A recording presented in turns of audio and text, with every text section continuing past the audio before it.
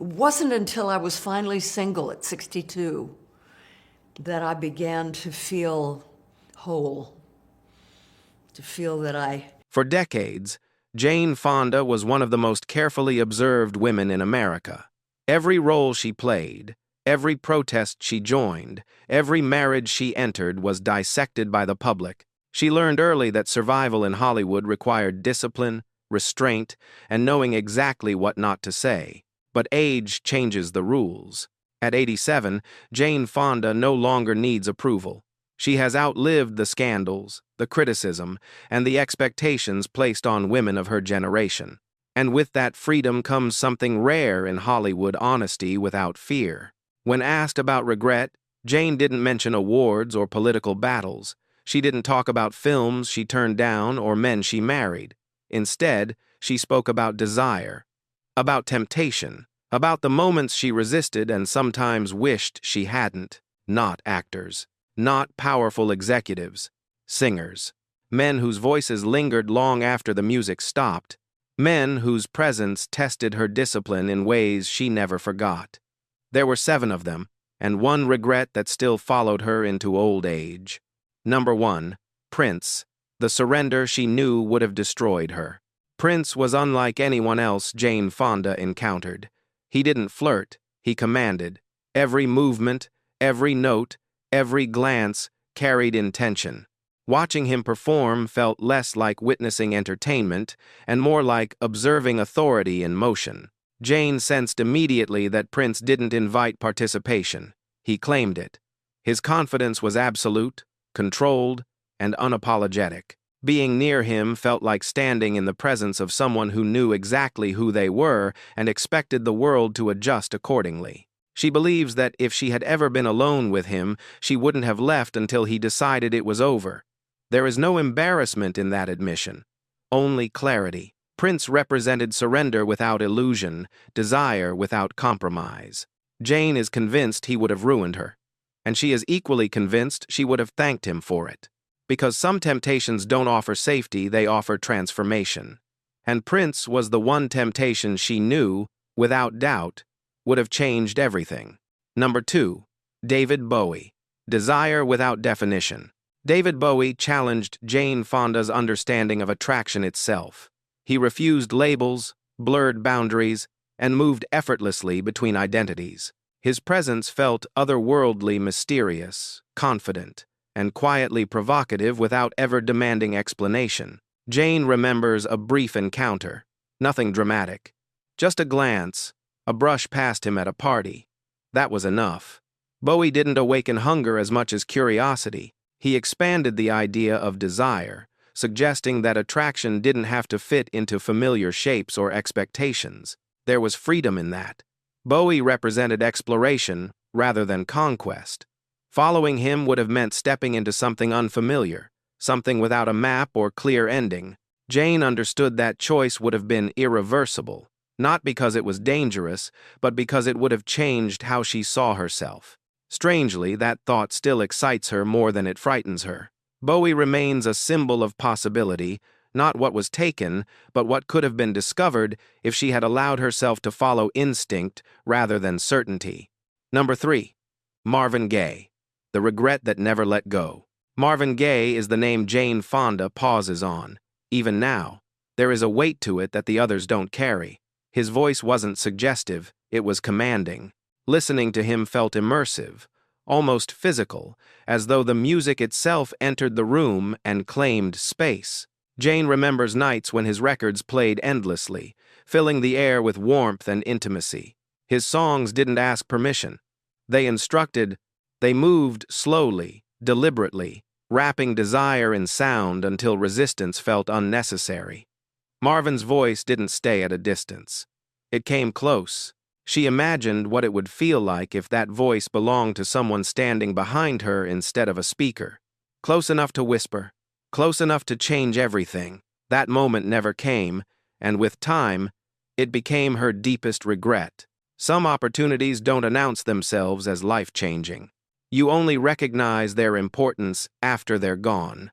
Marvin Gaye became one of those moments, unrealized, unfinished, unforgettable. Among all the roads Jane Fonda didn't take, this is the one that never quite stopped calling her back. Number 4. Leonard Cohen. The Temptation of Intimacy. Leonard Cohen offered Jane Fonda something rare and disarming: intimacy without urgency. His voice didn't rush. It lingered. Listening to him felt like overhearing a confession meant only for you, spoken softly in the dark when the world was quiet enough to listen. He didn't chase desire. He invited it. Jane didn't feel pursued by Leonard Cohen. She felt understood. His music slowed time, creating space for reflection rather than reaction. Where others stirred appetite or excitement, Cohen stirred recognition. His words felt deliberate, measured, and deeply personal, as if each line was carefully chosen to expose emotional truth rather than provoke impulse. Jane imagined quiet moments with him, long conversations, shared silences, connection built on understanding rather than urgency. There was no sense of chaos here, no danger of losing control. Instead, there was depth, patience, and the possibility of being truly seen. She chose not to pursue it. At the time, restraint felt wise. Looking back, Jane admits this may have been the temptation she misunderstood most, because not all regret comes from passion denied. Some regret comes from choosing safety over emotional truth. Leonard Cohen represented a road she avoided, not out of fear, but out of caution, and that realization still lingers. Number 5. Bob Dylan. Desire that lived entirely in the mind. Bob Dylan never tried to impress Jane Fonda physically, and that was precisely his power. His presence didn't command attention through movement or appearance. It commanded it through thought, through words that challenged, unsettled, and lingered long after the music ended. Hearing him perform felt less like entertainment and more like confrontation.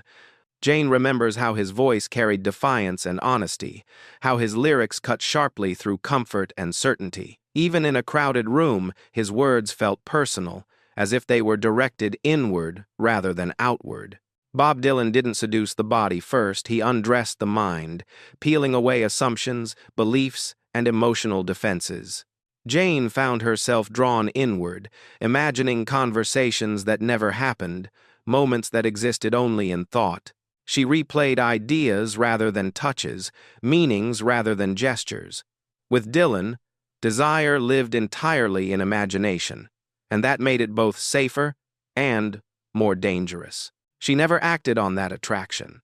But mental seduction, Jane later realized, leaves its own kind of imprint. It doesn't fade quickly. It embeds itself quietly, reshaping how you think and feel. Dylan became a presence that stayed with her not because of what happened, but because of what could have and never did. Number 6. Jim Morrison. The chaos she refused to invite in. Jim Morrison unsettled Jane Fonda in a way few men ever had. He wasn't seductive in the traditional sense. He was unpredictable, volatile, and quietly dangerous. Being near him felt like standing too close to something unstable, something beautiful and destructive at the same time. Jane sensed that danger immediately. Jim didn't flirt or perform for approval. He stared, often in silence, and that silence carried weight. His gaze felt intrusive, almost confrontational, as if he were daring you to acknowledge parts of yourself you preferred to keep hidden. Jane never crossed that line. Looking back, she believes that decision may have saved her. Jim Morrison wasn't a man you encountered without consequence. He promised depth, passion, and surrender, but at a price few could afford to pay.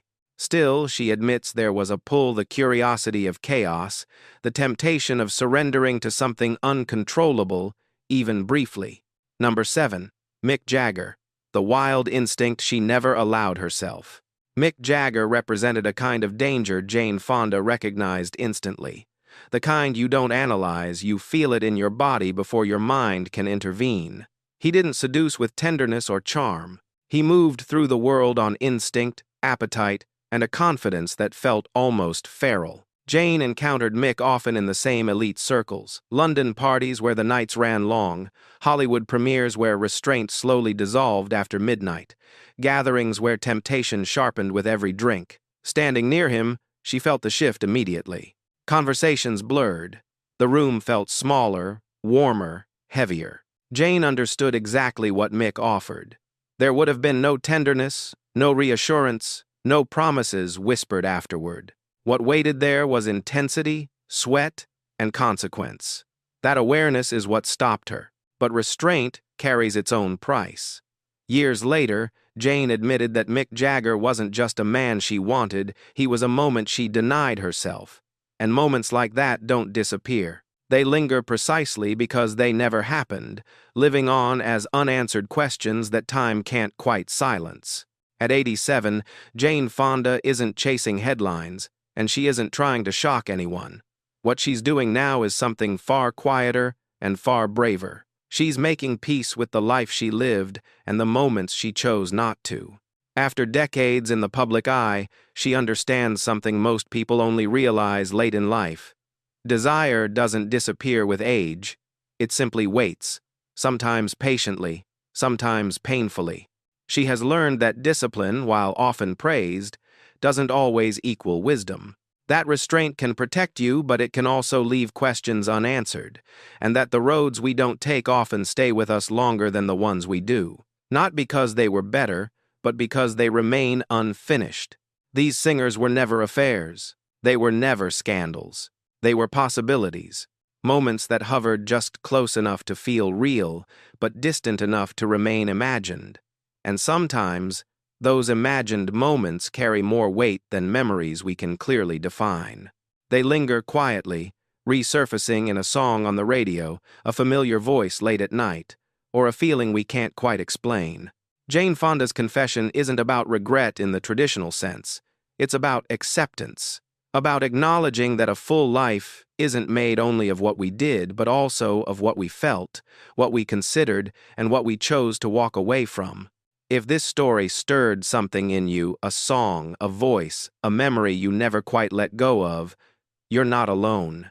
Most of us carry at least one moment like that, one possibility that never became reality, yet somehow shaped us anyway. If these untold Hollywood confessions resonate with you, take a moment to like this video. Subscribe to the channel for more timeless stories about legends you thought you knew. And comment below, which singer, song, or voice from your past still lives quietly in your memory. Because some voices never fade. They don't disappear. They simply wait to be remembered.